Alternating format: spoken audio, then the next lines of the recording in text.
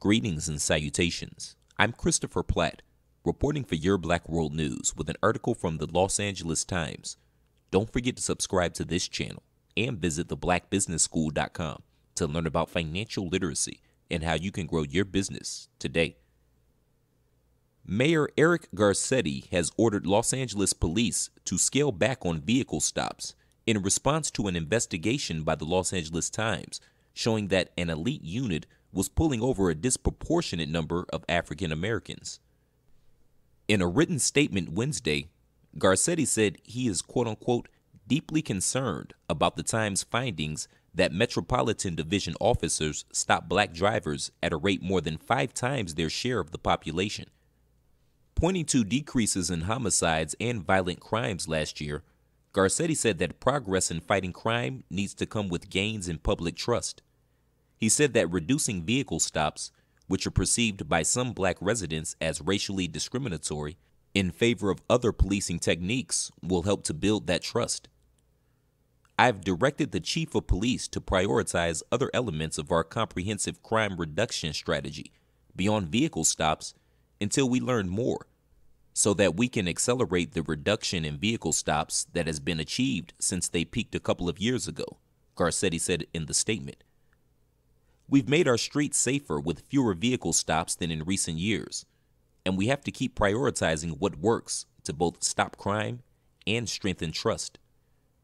On Tuesday, citing the Times investigation, civil rights and community groups called on Garcetti to withdraw Metro from South LA.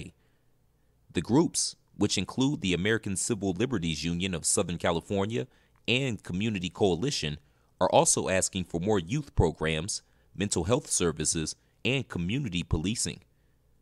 The deployment of the Metropolitan Division has failed to address safety in communities like South Los Angeles, but rather has led to the incarceration and harassment of African American and Latino people, they wrote in a February 5th letter to Garcetti, LAPD Chief Michael Moore, and the 5-member Civilian Police Commission that oversees the LAPD. Since Garcetti announced in 2015 that Metro would double in size to combat an increase in violent crime, the number of vehicle stops by its officers has skyrocketed from a few thousand to nearly 60,000 last year. Garcetti and Moore have cited the Metro expansion as a key component in the city's crime-fighting strategy. Unlike regular patrol officers, Metro crime suppression officers, who numbered about 270 last year, often spend their shifts on vehicle stops and other quote-unquote proactive policing tactics intended to root out violent criminals. They typically use a minor violation, such as a broken taillight, as a starting point to question the driver and potentially get inside the car, a type of stop known as a pretextual stop. LAPD spokesman Josh Rubenstein said in a statement, quote, "We look forward to meeting with the leaders who make up the Community Coalition to address their concerns identified over strategies we employ to combat violent crime," end quote. Other crime suppression strategies used by Metro include investigative follow-ups, apprehending suspects involved in violent crime, and foot patrols in neighborhoods impacted by street-level crime, Rubenstein said. "We understand the delicate balance between our enforcement posture and our steadfast commitment to building relationships, engaging the community, and enhancing public trust," he said. Identifying and arresting individuals who are responsible for gun violence remains a top priority, as in the days ahead we expand our strategies beyond the typical crime suppression tactics involving vehicle stops in our most violence-impacted neighborhoods. The Times investigation found that nearly half the drivers stopped by Metro were black. That has helped drive up the share of African Americans stopped by the LAPD overall from 21% to 28% since the Metro expansion, in a city that is 9% black. In South LA, which is 31% black, 65% of the drivers stopped by Metro were black. Last week, in response to the Times findings, Garcetti called for an audit of Metro stops.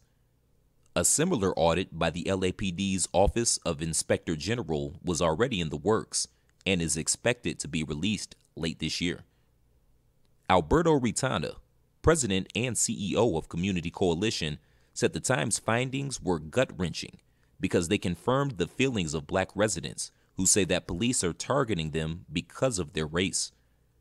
The Times' investigation did not prove that officers were engaging in racial profiling, but civil rights advocates have said the disparities are too great to fully be explained by other factors, such as the demographics of high-crime areas. To see that echoed in the LA Times is cause for alarm, but there's also an opportunity for the LAPD to do something different and change its practices and stop its targeting of African Americans in the city, Ritana said. Melanie Ocho, an attorney with the ACLU of Southern California, said that Metro's mission in South LA, with officers driving around looking for people who might have guns or drugs, means that harassment and targeted policing are baked into the way it operates.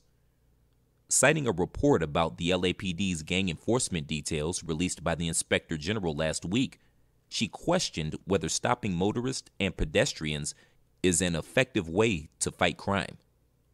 That report found that in more than half the stops examined during a 2-month period last summer where people were subsequently searched, the searches may have been unconstitutional. They like to claim a straight line from these tactics to a reduction in crime, but we don't know if it's actually borne out in practice, she said. Steve Soboroff, president of the Police Commission, said he called Ritana after receiving the letter and plans to discuss the issue with him. Whether to pull Metro out of South LA is beyond his purview as a police commissioner, he said. But he hopes to learn more from Ritana about what programs residents need and how to win the trust of those who are suspicious of the police. We get calls all the time from people saying we need a lot more cops, and we get calls from people saying we need less, Soboroff said. What's important is why people feel that way and what we can do to mitigate their feelings and earn their trust. Police Commissioner Shane Murphy Goldsmith said she supports more community policing and youth programs, which she believes will address the root causes of crime. She said she's not prepared to call for Metro to withdraw from South LA until the Inspector General releases his findings. Thanks for tuning in. Don't forget to share this video and let us know what you think. Also, don't forget to subscribe to the Your Black World YouTube channel and visit theblackbusinessschool.com today. I'm Christopher Platt reporting. Until next time, shalom.